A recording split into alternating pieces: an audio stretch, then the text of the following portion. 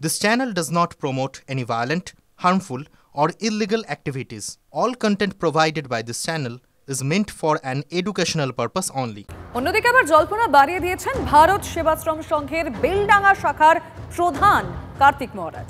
কুলপি সভায় শুভেন্দু অধিকারীর পাশে দাঁড়িয়ে এই কার্তিক মহারাজের মন্তব্য। শুভেন্দুদা হতাশ হয়ে পড়েন। হঠাৎ এই মন্তব্য কেন? কতটা ইঙ্গিতপূর্ণ এই মন্তব্য? শুভেন্দুদা মাঝে মাঝে হতাশ হন। দক্ষিণ চব্বিশ পরগনার কুলপির সভায় সদ্য পদ্মশ্রী সম্মানপ্রাপ্ত কার্তিক মহারাজের মন্তব্য নিয়ে জোর জল্পনা। রাজ্যের বিরোধী দলনেতাকে নিয়ে কার্তিক মহারাজ যখন এই কথাগুলো বলছেন, সেই সময় ওই মঞ্চেই বসে শুভেন্দু অধিকারী। শুভেন্দুদা মাঝে মাঝে হতাশ হন। যদি দিল্লি আমাদের কথা না শোনে, আমরা বাংলার বাঙালি, আমরা নিজেদের পথ চলার পরিষ্কার করে নেব। দিল্লির জন্য আর অপেক্ষা করা যাবে না। বললেন নিজেদের চলার পথ পরিষ্কার করে নেবেন। কোন পথ? নতুন কোন পথ? নতুন রাজনৈতিক দল? মঙ্গলবার অবশ্য জল্পনা উড়িয়েছেন কার্তিক মহারাজ। কি নতুন কোন রাজনৈতিক দল হতে পারে? সেসব কোনো সম্ভাবনাই নেই, আর আমি রাজনীতির সঙ্গে সেরকম যুক্ত নেই। তবে নতুন জল্পনার ইন্ধন দিয়েছেন। কেন হতাশ হয়ে পড়ছেন তার ইঙ্গিতও দিয়েছেন কার্তিক মহারাজ। আমি দিল্লি যাব, নতুন কিছু নয় যে আমাদের সাধারণ মানুষের মধ্যে ইডি সিবিআই নিয়ে একটা প্রশ্ন জাগছে।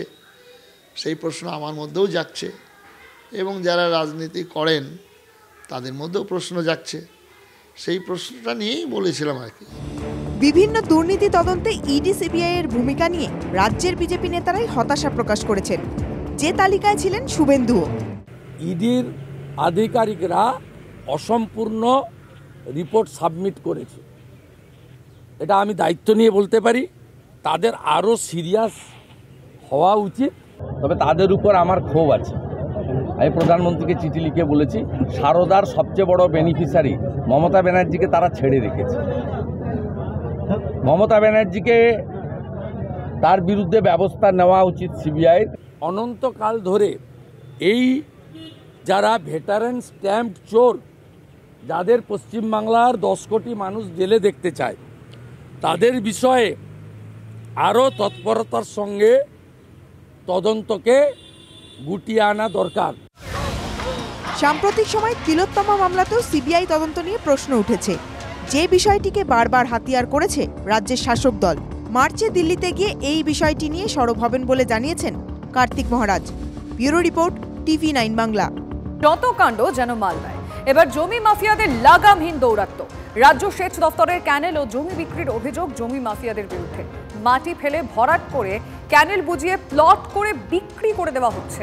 নেওয়া হচ্ছে 6 লক্ষ টাকা। হরিশ্চন্দ্রপুরের 2 নম্বর ব্লকের বালাপাথর গ্রামের ঘটনা। সেচ দফতরের ক্যানেলের জল ব্যবহার করতেন দরিদ্র চাষিরা। অভিযোগ, ইসাক নামে এক ব্যক্তি বেআইনিভাবে কিনে জমি ভরাট করছে। প্রশাসন নির্বিকার। ক্যানেল বন্ধ হয়ে গেলে সমস্যায় পড়বেন কৃষকরা। বাধ্য হয়ে পথে নেমে প্রতিবাদ স্থানীয় কৃষকদের। পরিস্থিতি সামাল দিতে ঘটনাস্থলে পুলিশ। আর এই ঘটনায় শুরু হয়েছে রাজনৈতিক চর্চা। বিজেপির দাবি এই ঘটনায় তৃণমূলের মদত রয়েছে, আর পাল্টা অভিযোগ অস্বীকার করছে তৃণমূল। প্রশাসনিক দফতরের অভিযোগ দায়ের হয়েছে। ঘটনা খতিয়ে দেখে ব্যবস্থা নেওয়ার আশ্বাস। হরিশ্চন্দ্রপুর 2 নম্বর ব্লকের ভিডিও। কিভাবে সরকারি জমি বিক্রি হলো, কে বা কারা জমি বিক্রি করলো, কেন প্রশাসন টের পেল না, উঠছে একাধিক প্রশ্ন। কি করে বিক্রিটা হয় আর কি করে লাইক কিনে আমরা বলছি আমরা কিনে নিয়েছি, আমরা বলছি কিনে ওরা বলছে আমরা কিনে নিয়েছি। আর আমাদের গ্রামের কিছু কিছু লোক 2-4টা লোক মানে পয়সা খেয়ে লোকের বসে গেছে চুপচাপ। কতবার জানাইছি, কোর্টের কাগজ আছে। মদত না পেলে কি করে সাহস হচ্ছে, আর কি করে জমিটাকে ওরা বারবার এরকম ঘেরতে আছে, মাটি ভরতে আছে, হালকা হালকা করে মাটি ভরতে আছে, ঘেরতে আছে। দেখছি হঠাৎ করে কাল বাস টাস ঘেরাও করে এই দিয়ে একটা দখলের প্রচেষ্টা করে একটা মাটি ভরাটের পরিকল্পনা করছে। এটা খবর পাই আমরা, তো রাত্রেবেলা থানা গেছিলাম। পুলিশ বলছে ঠিক আছে আমরা দেখবো, ওই জন্য গাড়ি এসছে। দেখছি বলছে না এখন এভাবেই থাক, যে যা অবস্থা আমরা দেখছি, এই বলে আশ্বাস দিল। আমাদের মুখ্যমন্ত্রীর কড়া বার্তা আছে। মুখ্যমন্ত্রী নিজে বলে গেছেন যে সে যে দলেরই হোক, যেই হোক, যারা সরকারি জমি কর্তন করবে তাদের বিরুদ্ধে কড়া ব্যবস্থা হবে। আমি প্রশাসনকে বলবো যেন তাদের বিরুদ্ধে দ্রুতভাবে যেন কড়া ব্যবস্থা নেয়। স্টাম্প পেপারে জমিগুলো বিক্রি হচ্ছে, সরকারি জমিগুলো, এটা দেখার দায়িত্ব কার? সরকারের। কিন্তু সরকারের সঙ্গে মদত কেড়ে দিচ্ছে। শাসক দলের নেতারা যদি মদত না দেয় তাহলে কারো হিম্মত নাই যে সরকারি জমি ক্রয় বিক্রি করা যায়। আমি কি বলবো, আমার এখানে তো দলিল হয় না, আর সেচ দপ্তরের জমি, সেচ দপ্তর তো আমার কাছে এখনও কিছু জানতেও চাইনি, আর কোনো কমপ্লেনও সেচ দপ্তর থেকে কিছু নেই। শুনছিলাম একটা বিক্ষোভ হয়েছে, এটা আমিও শুনেছি, কিন্তু আমাদের কোনো ব্যাপার নেই। সেচ দপ্তরের জমি সেচ দপ্তর রক্ষা করবে। গ্রামবাসীরা বলছে যে ওটা নাকি ক্যানেল, আর ক্যানেলের জায়গাতে ক্যানেল পুরো মাটি ভরাট করে দিচ্ছে মাফিয়ারা, এটা নিয়ে কী বলবেন? তো অভিযোগ আসলে আমি নিশ্চয়ই খতিয়ে দেখব কি হয়েছে। সপ্তাহ শেষে আরও একবার ফিরবে ঠান্ডা। শীত প্রেমীদের জন্য আসার খবর হাওয়া অফিসের। কাল পর্যন্ত 2 থেকে 3 ডিগ্রি সেলসিয়াস তাপমাত্রা বাড়বে। ঝঞ্ঝা সরে গেলে শুক্রবার থেকে রবিবারের মধ্যে 3 থেকে 4 ডিগ্রি তাপমাত্রা কমবে। 16 ডিগ্রিতে নামতে পারে কলকাতার পারদ। জেলায় ঠান্ডা আরও বেশি, ফের 10 ডিগ্রিতে নামতে পারে পুরুলিয়ার তাপমাত্রা।